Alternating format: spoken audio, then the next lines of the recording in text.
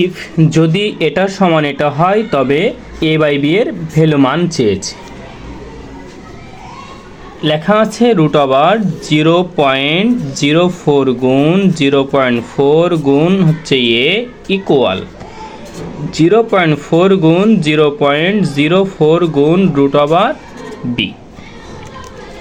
উভয় পাশে বর্গ করলে লিখতে পারি, এর স্কয়ার বর্গ কেটে রুট আর বর্গ কেটে যায়, তখন 0.04 গুণ 0.4 গুণ হচ্ছে এ থাকে ইকুয়াল, এর তখন হয়ে যায় 0.4 গুণ 0.04 তার স্কয়ার, আর এর রুট স্কয়ার কেটে গেলে শুধু বি থাকে।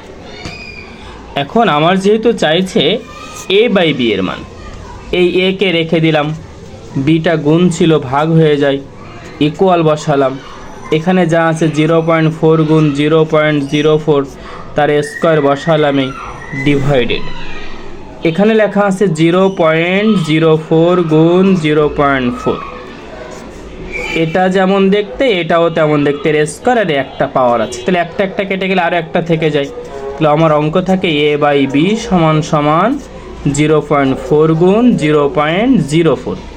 এবার এটাকে ক্যালকুলেশন করি, দশমিক না থাকলে এখানে থাকতো 4, এখানে না থাকলে শুধুমাত্র 4 থাকতো, তাহলে 4 × 4 = 16।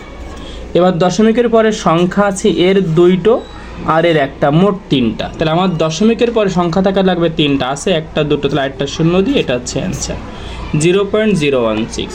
প্রশ্নটা IFIC ব্যাংকে আসছিল।